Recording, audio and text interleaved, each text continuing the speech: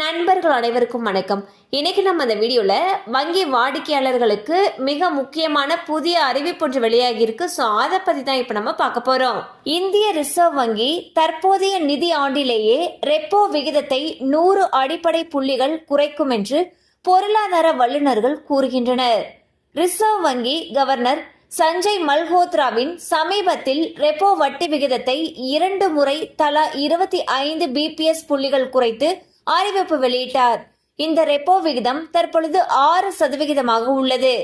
அடுத்த கட்டமாக 2025ஆம் ஆண்டின் இறுதிக்குள் 100 பிபிஎஸ் புள்ளிகளை குறைக்க ஆர்பிஐ திட்டமிட்டுள்ளது.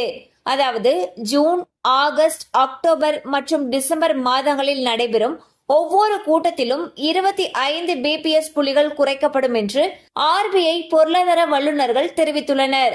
சோ வந்து பாத்தீங்கன்னா இந்திய ரிசர்வ் வங்கி ஏற்கனவே பிபிஎஸ் புள்ளிகளை குறைச்சிருக்காங்க. இதன் காரணமாக ரெப்போ வட்டி விகிதம் குறைக்கப்பட்டது.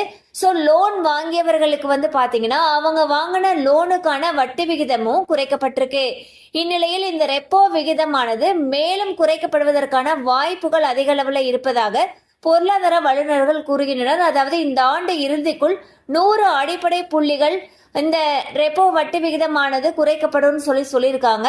ஸோ இது லோன் வாங்கின எல்லாருக்குமே நன்மை அளிக்கக்கூடிய ஒரு விஷயமாக கருதப்படுகிறது. கண்டிப்பா அந்த அப்டேட் உங்களுக்கு பயனுள்ளதாக இருந்திருக்கும் நம்புறோம். மேலும் இது போல அப்டேட்ஸ் உங்களை உடனே ரீச் ஆகணும்னு நினைச்சீங்கன்னா நம்ம சேனலோட தொடர்ந்து இணைந்திருங்க.